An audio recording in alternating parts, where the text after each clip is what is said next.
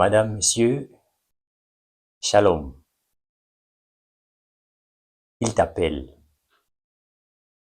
Oui, le Seigneur Jésus t'appelle encore aujourd'hui. C'est la raison pour laquelle nous sommes là. Et par notre voix, le Seigneur Jésus veut que tu saches, monsieur, madame, qu'il t'aime. Il s'intéresse à toi. Il veut t'aider dans ta situation actuelle. Quelle est cette situation que tu traverses? Le Seigneur veut t'aider. Et surtout, le Seigneur veut sauver ton âme. Monsieur, le Seigneur veut sauver ton âme, madame. Il veut te donner la vie éternelle. C'est sa vie, cette vie éternelle. Mais il faudrait que tu lui ouvres ton cœur. Il faudrait que tu lui donnes accès à ta vie. Parce que le Seigneur Jésus ne s'impose pas et il ne s'improvise pas. Mon frère, ma sœur, la vie éternelle, c'est le meilleur cadeau, c'est le meilleur gain qu'une personne qui vit sur la terre puisse recevoir en dehors de toute autre chose.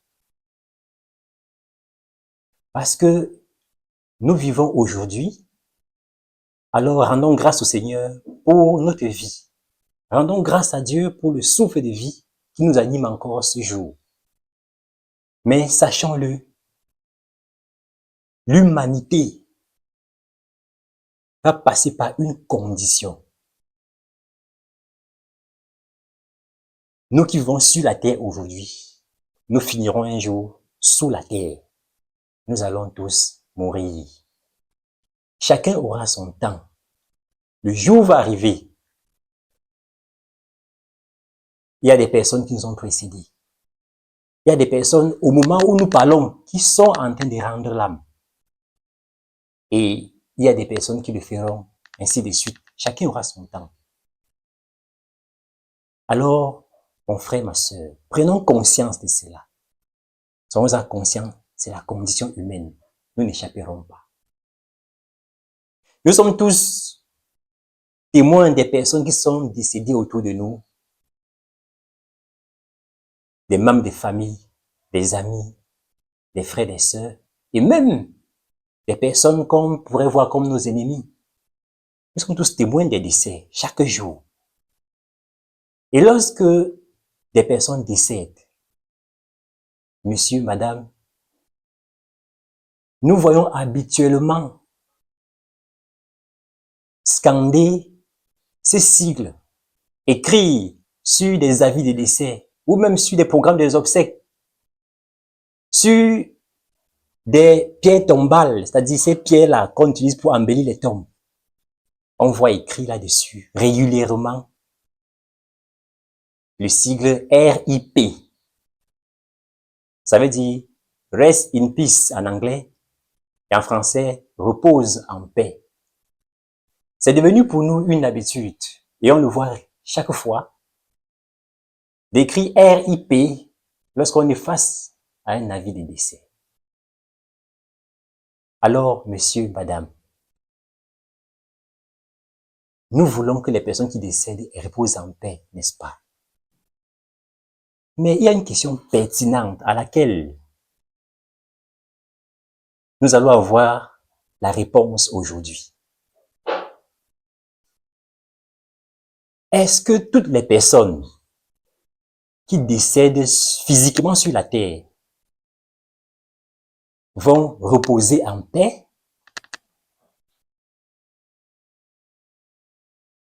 Voilà la bonne question que nous nous posons.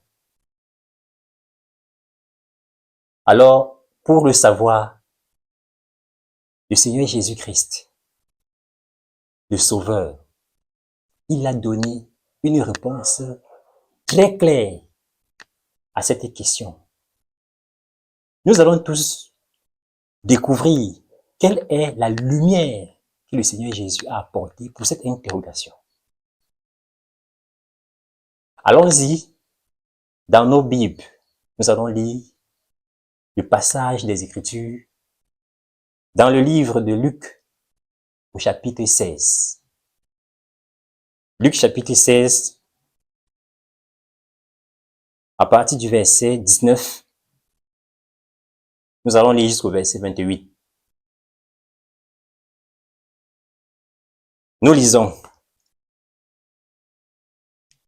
Il y avait un homme riche, qui était vêtu de pourpre et de fin lin, et qui chaque jour menait joyeuse et brillante vie. Un pauvre nommé Lazare était couché à sa porte, couvert d'ulcères, et désireux de se rassasier des miettes qui tombaient de la table du riche, et même les chiens venaient encore lécher ses ulcères. Le pauvre mourut, et il fut porté par les anges dans le sein d'Abraham. Le riche mourut aussi, et il fut enseveli.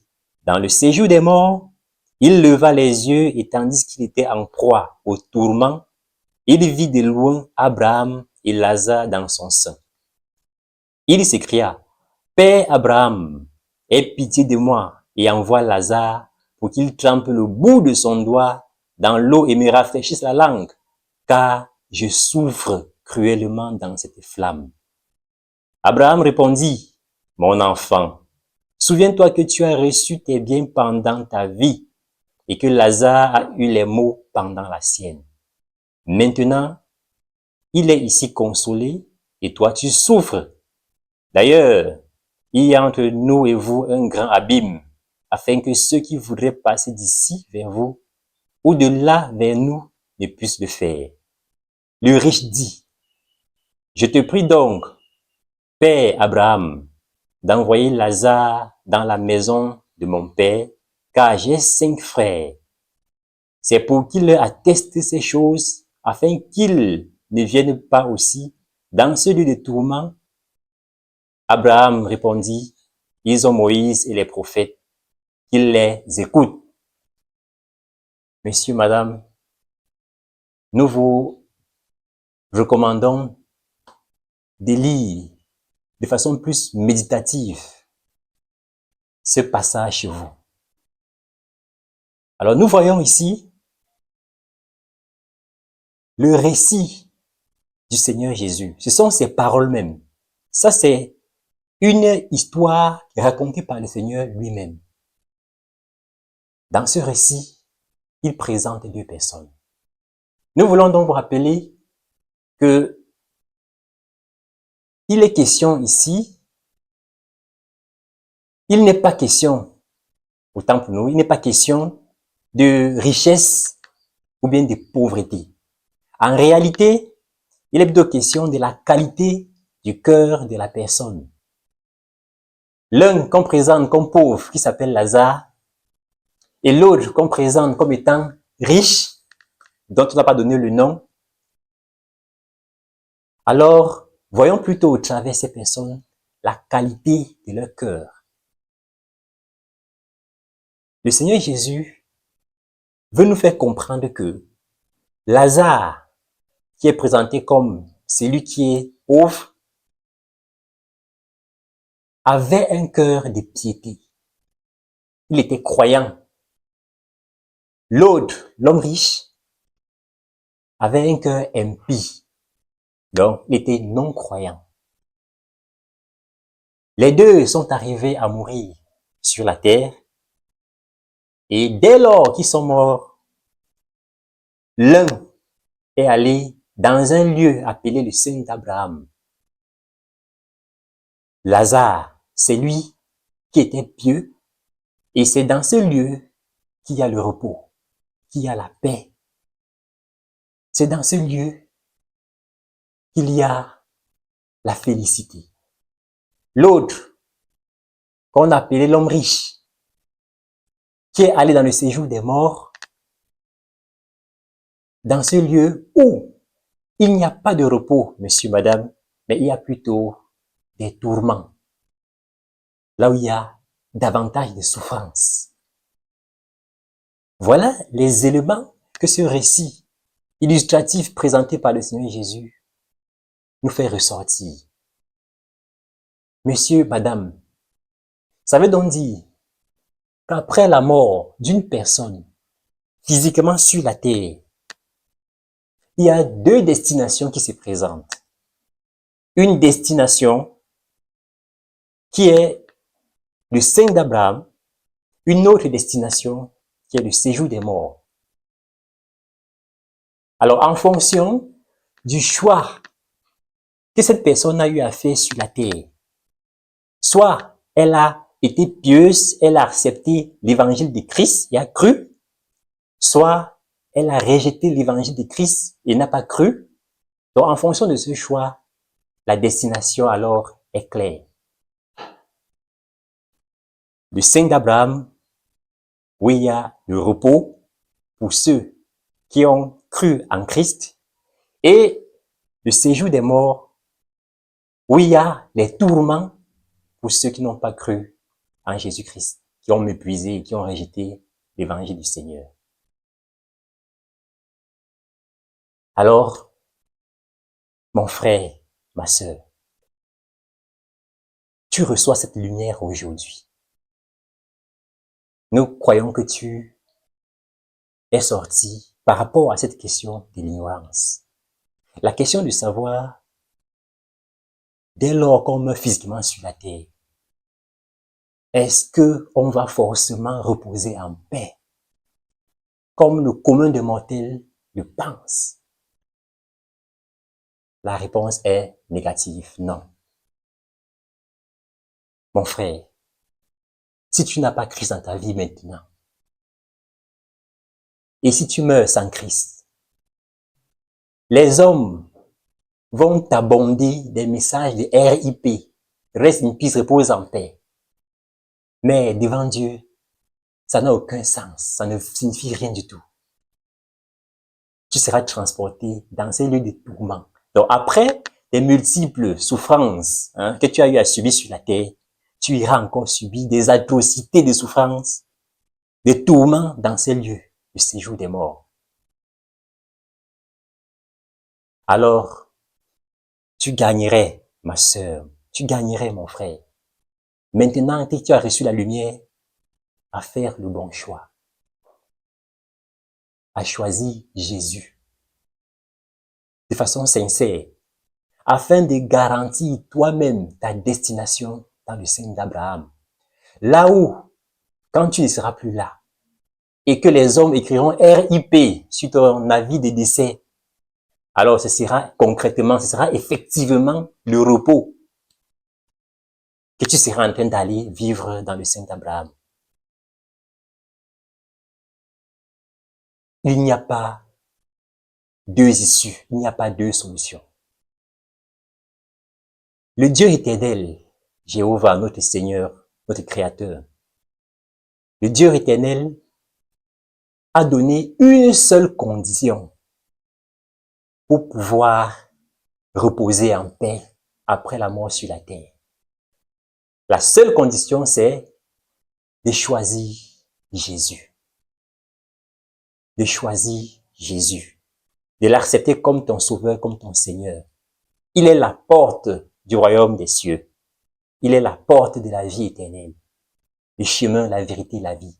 C'est la seule condition. En dehors de Christ, il n'y a plus autre chemin par lequel tu pourras passer pour reposer en paix. Alors mon frère, soit tu as Jésus et tu reposeras en paix après ta mort, soit tu rejettes Jésus et là, rassure-toi, après ta mort sur la terre, tu iras reposer dans les tourments. Et vous êtes mieux placé que nous pour savoir, dans les tourments, il n'y a pas de repos. Dans les tourments, il n'y a pas de repos. Alors, je crois que nous sommes comme vous et que nous n'aimerions pas aller souffrir dans l'éternité. Il n'y a aucun homme qui aimerait souffrir sur la terre et aller souffrir dans l'éternité. Mon frère, ma sœur, nous voulons donc maintenant vous offrir cette opportunité de recevoir Christ dans votre cœur comme votre Sauveur, comme votre Seigneur. Si ce message a rencontré le besoin de votre cœur, si vous vous êtes retrouvé dans cette prédication, alors nous vous invitons maintenant. Ensemble, nous allons prier pour recevoir Christ dans nos vies comme Seigneur et Sauveur. Monsieur, Madame, prions ensemble, s'il vous plaît. Et confessez après nous. Seigneur Jésus, je reconnais que je suis misérable et pécheur. Ô Seigneur, je me repens et je me tourne résolument vers toi. Pardonne mes péchés, pardonne-moi. Et accorde-moi, Seigneur, la vie éternelle. Seigneur, je t'invite dans mon cœur maintenant pour que tu sois mon Sauveur et mon Seigneur. Fais de moi un enfant de Dieu. Et j'ai choisi désormais de te suivre résolument, peu importe le prix, en comptant sur l'aide que le précieux Saint-Esprit va me donner. Merci Seigneur pour ce que tu as fait pour moi aujourd'hui. Amen. Alors mon frère, ma sœur, gloire à Dieu pour vous, gloire à Dieu pour toi, qui a confessé Christ comme Seigneur et Sauveur. Alors, rendez-vous à la prochaine émission. D'ici là, portez-vous bien. Bye bye, shalom.